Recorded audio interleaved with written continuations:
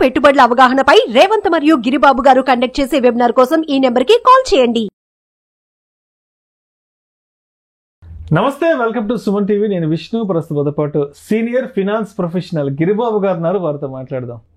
Sir నమస్తే. Sir Giribabu గారు. నమస్తే అండి. సార్ గిరిబాబు గారు, ఇప్పుడు స్టాక్ మార్కెట్స్ విషయానికి వస్తే చాలా తక్కువ మంది లాభపడుతుంటారు, చాలా ఎక్కువ మంది నష్టపోతుంటారు. ఇది అందరికీ తెలిసిందే ఈ విషయం. సెబీ కూడా చెప్తూనే ఉంది. అయితే మనం ఒక 30-40 ఇయర్స్ బ్యాక్ వెళ్తే కొంతమంది ఇన్వెస్ట్మెంట్ లెజెండ్స్ గురించి మనం మాట్లాడుకుంటే, అంటే మన ఇండియా విషయానికి వస్తే రాకేష్ జుంజున్వాలా కానివ్వండి, తర్వాత ఆర్కే దమానీ కానివ్వండి, తర్వాత ఇంకొంచెం బయటకు వెళ్తే వారెన్ బెఫెట్ కానివ్వండి, తర్వాత చార్లీ ముంగర్, అంటే ఇట్లాంటి వాళ్ళని తీసుకుంటే, అంటే వీళ్ళంతా చాలా ప్రిన్సిపలిస్టిక్గా ఇన్వెస్ట్మెంట్స్ చేసి వాళ్ళు బాగా ఆర్థికంగా స్థితిమంతులు అయ్యారు.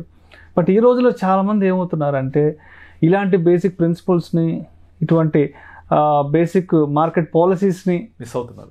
ఏది కన్సిడర్ చేయకుండా ఏదో గ్రీడీగా డబ్బులు సంపాదించేద్దాం అంటే, మార్కెట్ గురించి ఎటువంటి అవగాహన లేకుండా, ఎటువంటి నాలెడ్జ్, ఎటువంటి ఇన్ఫర్మేషన్ తెలుసుకోకుండా ఏదో ఒక 1000 పెడితే ఓ 10,000 వచ్చేయాలి, ఓ 1,00,000 పెడితే ఓ 10 లక్షలు వచ్చేయాలి అంటే ఇలాంటి గ్రీడీతోనే వెళ్తున్నారు కదా. ఈ ఎంతవరకు కరెక్ట్ అంటారు అసలు ఇదంతా? చాలా రైట్ క్వశ్చన్ అడిగారండి. ఎందుకంటే ఇప్పుడు ప్రజెంట్ స్టాక్ మార్కెట్ మనము లైఫ్ టైం హై చూస్తున్నాము. Nifty life time high touch అయింది. అయితే ఈ జర్నీలో నిఫ్టీ, సెన్సెక్స్, మార్కెట్స్ ఇవన్నీ అప్రతిహతంగా ముందుకెళ్తూనే ఉన్నాయి. ముందుకెళ్తూ ఉంటే మార్కెట్ వాల్యూస్ క్రియేట్ చేస్తున్నాయి. నిన్న లైఫ్ టైం హై క్లోజింగ్ అప్పుడు మన Indian stock market value 431 lakh crore అంత సంపద వృద్ధి చెందింది. June 4th ఎలక్షన్స్ రిజల్ట్ నాడు 30 lakh crore సంపద కోల్పోయారు మదుపర్లు. అంటే ఇంత సంపద క్రియేట్ అవుతోంది కదా. ఇంత సంపద క్రియేట్ అవుతున్నప్పుడు ఈ సంపద ఎంతమంది దగ్గరికి వెళ్తోంది? ఈ సంపద కాన్సన్ట్రేటెడ్ అవుతుందా, లేకపోతే ఈ సంపద అందరికీ పంచబడుతుందా? అంటే స్టాక్ మార్కెట్ సంపద ఒకరి సొత్తు కాదు. ఎవరు ఇన్వెస్ట్ చేసి, ఎవరు టైం ఇచ్చి, ఎవరు వెయిట్ చేస్తే వాళ్ళకి ఆ మొత్తం దొరుకుతుంది. కానీ ఇక్కడ జరిగిన పెద్ద మిస్టేక్ ఏంటంటే, సెబీ, జెరోదా CEO వీళ్ళందరూ చెప్తున్నారు 90% of investors are losing money అని. వీళ్ళందరూ ఎందుకు లూజ్ అవుతుండ్రో, లూజ్ అయ్యే వాళ్ళు ఎవరు అని చూస్తే వీళ్ళంతా ట్రేడర్స్. ఇప్పుడు మీరు చెప్పిన ఎగ్జాంపుల్స్ ఉన్నాయి కదా, Warren Buffett, Charlie ముంగర్, Rakesh Jhunjhunwala, RK Damani, వీళ్ళంతా ఇన్వెస్టర్స్. ఇక్కడ మిస్ అవుతున్న అంశం ఏంటంటే ఇన్వెస్ట్మెంట్ వర్సెస్ ట్రేడింగ్. ఇక్కడ ట్రేడింగ్ చేస్తూ నేను ఇన్వెస్ట్ చేస్తున్నా అనే మైండ్ సెట్తో ఉన్నారు. ట్రేడింగ్ అంటే ఏంటి? ఇన్వెస్ట్ చేసి ఆ డబ్బుతోటి త్వరగా డబ్బు సంపాదించాలి. అంటే నేను ఇన్వెస్ట్ చేసి అని చెప్పాను కదా, అంటే ఇన్వెస్ట్మెంట్ చేస్తున్నా అనుకుంటున్నారు, కానీ వాళ్ళు స్పెక్యులేట్ చేస్తున్నారు. ఆ స్పెక్యులేషన్ అనే ఒక ఇదిలో ఈ స్పెక్యులేషన్ అర్థం కావట్లే వాళ్ళకు. లిటరల్ చెప్పాలంటే ఒక లాటరీ లాగా. ఇప్పుడు ఎట్లయిపోయిందంటే, మీకు చిన్న ఎగ్జాంపుల్ చెప్తాను. ఇప్పుడు ఆప్షన్స్ సెల్లింగ్, ఆప్షన్స్ బయింగ్ అనేది ఒకటి ఉంటుంది. ఈ ఆప్షన్ బయింగ్, ఆప్షన్ సెల్లింగ్ ఎంతలా మారిపోయిందంటే, ప్రపంచంలోనే 78% of option trading is happening in India.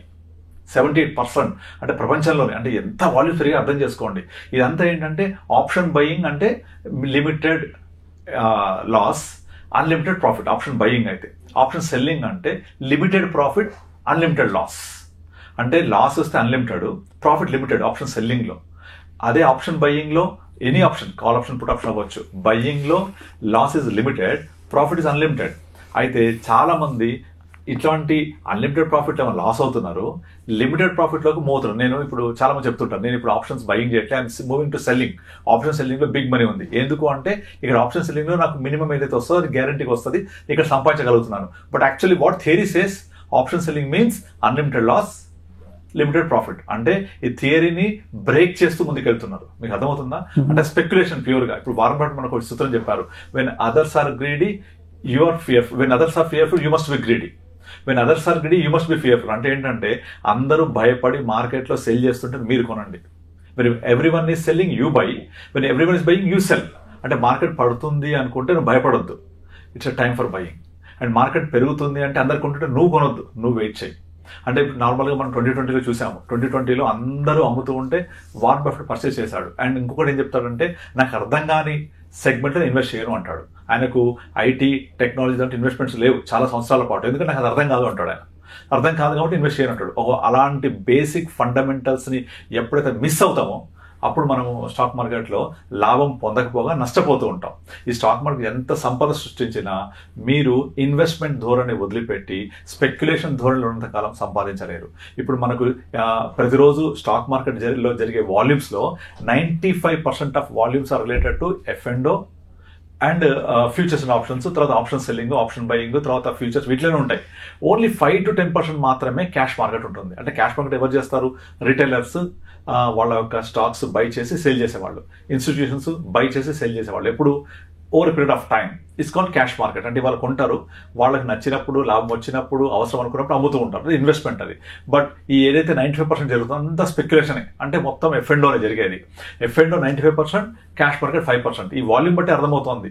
ఇక్కడికి వచ్చే వాళ్ళంతా కూడా క్విక్ మనీ కోసం, ఈజీ మనీ కోసం. నాకు నేను ఒకతను మెసేజ్ పెట్టాడు, సార్ నాకు ₹1,00,000 ఉన్నాయి, నెలవారీగా నేను సంపాదించుకోవాలి డబ్బులు, నాకు ఎలా చేయాలని అడుగుతాడు. నెలవారీగా ఎంత కావాలంటే ఆయనకు ₹1,00,000 ఇన్వెస్ట్ చేస్తే నెలకు 5,000 కావాలంట. అంటే ₹5 వడ్డీ అది. Is it possible?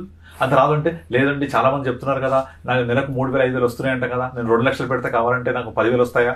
ఇంపాసిబుల్ అది. It's literally impossible.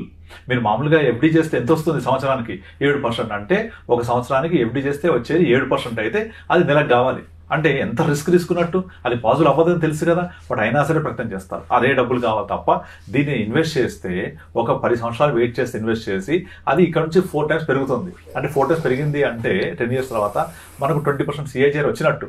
20% CAGR అంటే 15% CAGR వచ్చినట్టు. అంటే 15% CAGR అంటే ఎంత మంచి రిటర్న్ వచ్చినట్టు మనకు. అది ఆ లాంగ్ టర్మ్ ఇన్వెస్ట్మెంట్, ఆ బేసిక్ ప్రిన్సిపల్స్ అవి మిస్ అవుతున్నారు.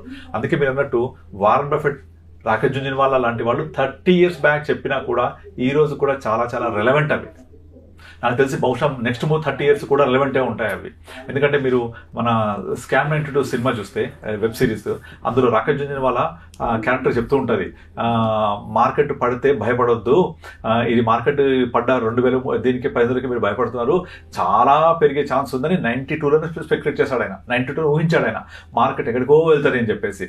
కనుక ఇది పడింది అంటే ఆపర్చునిటీ కింద తీసుకోవాలి, ఒకసారి మార్కెట్ పడితే భయపడొద్దు, ఇది ఇన్వెస్ట్మెంట్ చేసే మార్కెట్, ఇండియా గ్రోయింగ్ ఎకానమీ అని 92లోనే చెప్పాడు ఆయన. 92, 93, 94లోనే. కనుకనే అతని సంపద ఫ్రమ్ నోవేర్ టు సమ్వేర్ వెళ్ళిపోయింది. అతను తీసుకున్న టైటాన్ కంపెనీ కానివ్వండి, ఇంకా కొన్ని కంపెనీస్ ఏవైతే ఇంకా మనకు సోషల్ మీడియా దొరుకుతూ ఉంటాయి, DHFL గురించి చాలా చెప్పారు.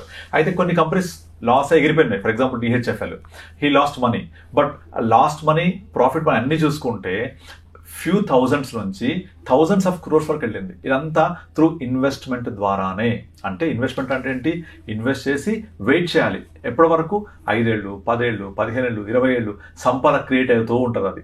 కనుక ఇక్కడ మనం మాట్లాడుతున్నంత మనీ గురించి, ఏది ట్రేడర్స్ మాట్లాడేది అంతా కూడా కేవలం డబ్బు గురించి మాట్లాడతారు, మనీ గురించి కాదు. సంపద సృష్టించడం గురించి మాట్లాడాలి. సంపద సృష్టించడం గురించి ఆలోచన చేయాలి. ఆ సంపద ఎప్పుడు సృష్టించబడుతుంది? Over a period of time, when you keep invested, when you stay invested, అప్పుడు మాత్రం సంపద సృష్టించబడుతుంది. కానీ 1% ఎక్స్పెన్స్ రేషియో ఉంటుంది, 1% ఛార్జెస్ ఉంటాయని చెప్పేసి 99% ఆఫ్ పోర్ట్ఫోలియో రిస్క్ పెడుతూ ఉంటారు by not meeting an advisor. అదే ఒక అడ్వైజర్ దగ్గర వెళ్తే నాకు 1% ఎక్స్పెన్స్ రేషియో ఉందనుకుంటారు, కానీ 1% సేవ్ చేయడం కోసం 99% పోర్ట్ఫోలియోని రిస్క్ చేసుకుంటూ ఉంటారు. ఇట్లాంటి మన మైండ్ సెట్ అంతా అక్కడక్కడే ఉంటుంది. ఏది? నాకు ₹1 పోతుంది, రూపాయి పోతుంది, నేను డైరెక్ట్గా స్టాక్ మార్కెట్ పెట్టుకుంటే అలా వస్తుంది, ఇలా వస్తుంది. మార్నింగ్ నాకు అతను కాల్ చేశాడు. కాల్ చేసి నేను ఇప్పుడు ఈ రోజు నా ALSS ఎంత ఉంది లిమిట్, నేను ఎంత పే చేశాను, ఎంత ఉంది, ఎందుకు అవన్నీ మామూలుగా సేవ్ చేస్తూ ఉండొచ్చు కదా, ఇవి లిమిట్స్ అన్ని ఎందుకు, మనము ట్యాక్స్ సేవింగ్ కోసం మాత్రం సేవ్ చేయొద్దు, మీ యొక్క ఫ్యూచర్ కోసం ఇన్వెస్ట్ చేయండి అంటే, లేదు నేను స్టాక్ మార్కెట్ చేస్తున్నాడు. ఎంత సంపాదించామంటే ప్రజెంట్ అయితే ఏం లేదు, బట్ నాకు చేయాలని ఉంది, ఇంకా ఇన్వెస్ట్ చేయాలని ఉంది, ఎందుకంటే లాస్ అయ్యాను. సో ఎక్కడ పోగొట్టుకుని అక్కడ వెతుక్కోవాలి. ఇక్కడ సేవింగ్ చేసి డబ్బులు వచ్చే దగ్గర ఏమో వద్దు, టైం పడుతుంది. అక్కడ పోయినా కూడా మళ్ళీ ఇన్వెస్ట్ చేసి మళ్ళీ నేను వెతుక్కోవాలి అక్కడ. అంటే ఒక సామెత చెప్తారు నార్మల్గా, మీరు ఒకతను ఒక దగ్గర వెతుకుతూ ఉంటాడు.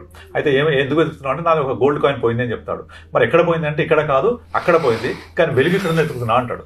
నువ్వు వెలుగుని చోట వెతకడం కాదు, పోయిన చోట వెతకాలి. సో అట్లా మనం ఎక్కడ పోగొట్టుకుని అక్కడ వెతకాలని చెప్పేసి మళ్ళీ మళ్ళీ మళ్ళీ మళ్ళీ ట్రేడ్ చేస్తుంటే మళ్ళీ లాస్ అవుతూ ఉంటారు. ఎప్పుడైతే స్టాక్ మార్కెట్ని రివెంజ్ తీసుకొని, నేను అసలు నాకు పోయింది కదా మొత్తం డబల్ సంపాదిస్తా అంటే, దానికి రివెంజ్ ఎప్పుడు మీరు తీసుకోలేరు, అదే మీ మీద రివెంజ్ తీసుకుంటుంది. కనుక ఎప్పుడు కూడా ఈ మన పెద్దవాళ్ళు ఏవైతే చెప్పారో, లెజెండరీస్ చెప్పారో, అది 30 ఏళ్ళ తర్వాత క్రితమే కాదు, నెక్స్ట్ 30 ఏళ్ళకి కూడా చాలా రిలవెంట్ అండి. మనం ఎప్పుడు కూడా ఏ time in the market is very important, not timing the market. చాలా మంది చెప్తుంటారు మార్కెట్ హై ఉంది, ఇన్వెస్ట్ చేయొచ్చా లేదా. కాదు, మార్కెట్ హై ఉంటే ఈ రోజు హై, నిన్నటికి అది హై, 3 ఏళ్ల క్రితం అది హై, 10 ఏళ్ల తర్వాత అదే హై ఉంటుంది. కనుక టైమింగ్ ద మార్కెట్ కరెక్ట్ కాదు, time in the market is చాలా important. Time in the market అంటే ఈ రోజు నుంచి ఎప్పటిదాకా ఇన్వెస్ట్ చేస్తున్నాం అనేది చాలా చాలా ఇంపార్టెంట్. అంటే టైమింగ్ చేయడం కరెక్ట్ కాదు, ఎవరు చేయలేము కూడా. మనం రేపటికి హై అంటారు, ఎల్లుండికి హై అంటారు, అది హై అనేది పోతానే ఉంటుంది, వెళ్తానే ఉంటుంది. అట్లాగే ఇంకొక అర్థం చెప్తుంటాడు ఏమనంటే, నార్మల్గా మనము ఇన్వెస్ట్ చేసేటప్పుడు మార్కెట్లో ఒడిదుడుకున్నాడు కాబట్టి ఆ ఒడిదుడుకు అనుగుణంగా ప్రిపేర్ అయ్యి ఉండండి. అంటే preparedness is very very important. Preparedness ఎంత ఇంపార్టెంట్ అంటే, మార్కెట్ నా దగ్గర 100 రూపాయలు ఉన్నాయి, 100కి ఇన్వెస్ట్ చేయకూడదు. నేను ఎంత ఇన్వెస్ట్ చేయాలి, మార్కెట్ పడితే దాన్ని ఎంత నేను మళ్ళీ ఇన్వెస్ట్ చేసి దీన్ని హెడ్ చేసుకోవాలి. అట్లా ప్రిపేర్నెస్తో ఉండాలి ఎప్పుడు కూడా. అలా ప్రిపేర్నెస్తో ఉంటే ఎప్పటికీ నష్టాలు ఉండవు. అంత మంచి సంపద సృష్టించే మార్కెట్ ఇది, కానీ దాన్ని స్పెక్యులేట్ చేసి నష్టపోతున్నారు జనాలు. అదే నాకు బాధ అనిపిస్తూ ఉంటుంది, స్పెక్యులేషన్ చేయొద్దు అనేది. Thank you sir, thank you so much Giribabu. Thank you అండి. సుమన్ టీవీలో మీ పర్సనల్ అండ్ బిజినెస్ ప్రమోషన్స్ కోసం కింది నెంబర్కి కాంటాక్ట్ చేయండి.